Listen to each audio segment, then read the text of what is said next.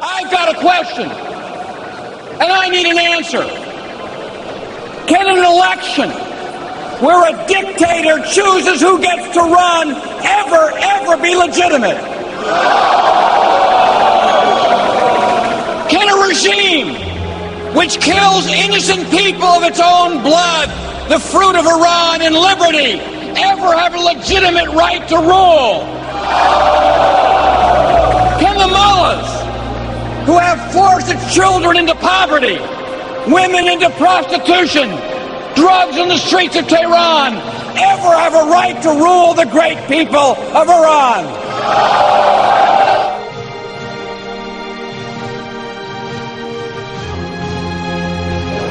And let me explain why. The propaganda machine describing him as a reformer is hideous. This man is no reformer. You know he is not a reformer.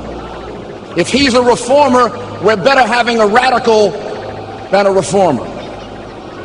All the candidates in this prior election were approved by Ayatollah Khamenei.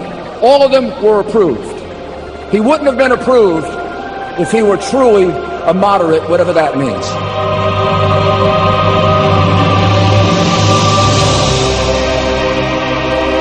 Rouhani served on the Supreme National Security Council since 1991. He has been one of its most important members. He was a personal representative of the present Ayatollah. Do you know how many people have been slaughtered?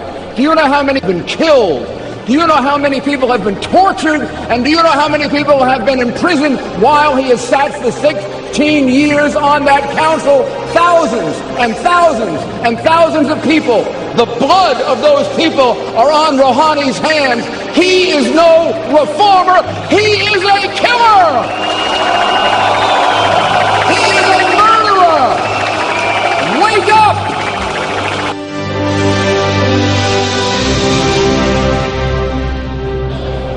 What does this mean, disqualifying somebody like Rafsanjani?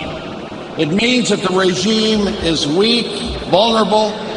It cannot tolerate even one of its own people of Iran for the opposition. What this shows is that all of the power in Iran is in the hands of the supreme leader. The president is simply in charge of some logistical work and nothing more. And this president is no moderate. He is the top nuclear negotiator of a nuclear Iran. He is not a moderate.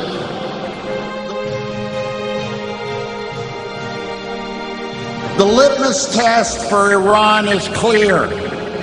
Freedom of expression, freedom of political parties, release all political prisoners, stop the nuclear program, and stop supporting the Syrian dictator.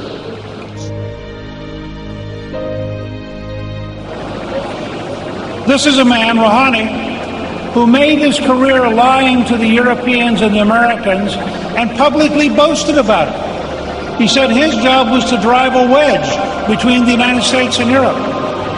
And notice that immediately after the election, as all of the elite media talked about this moderate, the Iranian dictatorship announced it was sending 4,000 troops to Syria.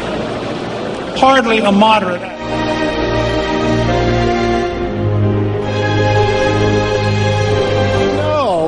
That the presidential election you've just had in Iran was remarkable for one thing. It was a very obvious hoax. As Newt Gingrich said, is a puppet with a smile better than a puppet with a frown? We all know the puppet is the Ayatollah's puppet.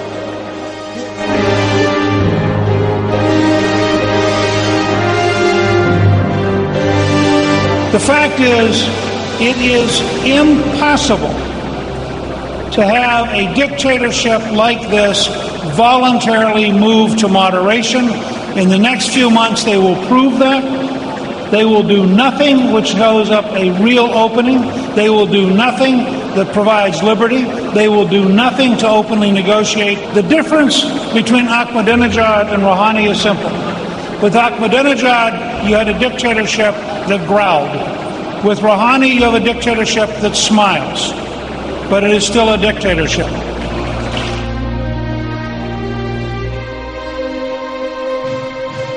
The most important thing for our governments is not to stop under the illusion that a moderate has now been elected as president of Iran. Well, we know a little bit about this moderate. We know that this moderate was the national security advisor to the president when the IRGC blew up Khobar Towers and murdered 19 Americans in 1996. We know that this moderate was the defender, engineer, and supervisor of the Iranian atomic energy weapons program. So we should make no mistake and have no hesitation about the threat as it persists and as it continues. For us to do at this point is to relent under the illusion that there is a moderate who will now bring talks and rationality to a process that not only does he not control, but does not subscribe to.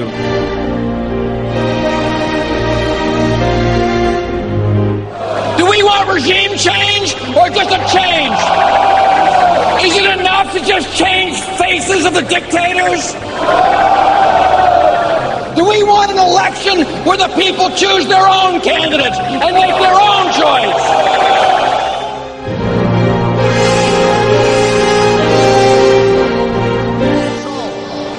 What should be done? The answer is simple. The time is now for regime change. Now is the time to support the Iranian people in their quest for freedom and democracy. Now is the time to support the resistance movement under Mrs. Rouhani's leadership. That's what is needed.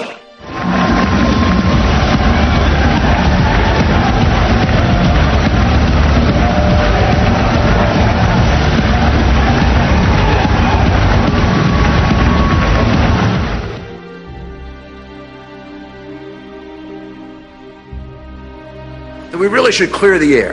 Here's what this organization stands for today and has stood for from the very beginning of her leadership. It stands for, number one, democracy. Number two, the rule of law. Number three, respect for human rights, respect for the rights of women. Number four, respect for property. Number five, free speech. Number six, freedom of religion. Number seven, a secular government. And number eight, a non-nuclear Iran. These are the goals of this organization.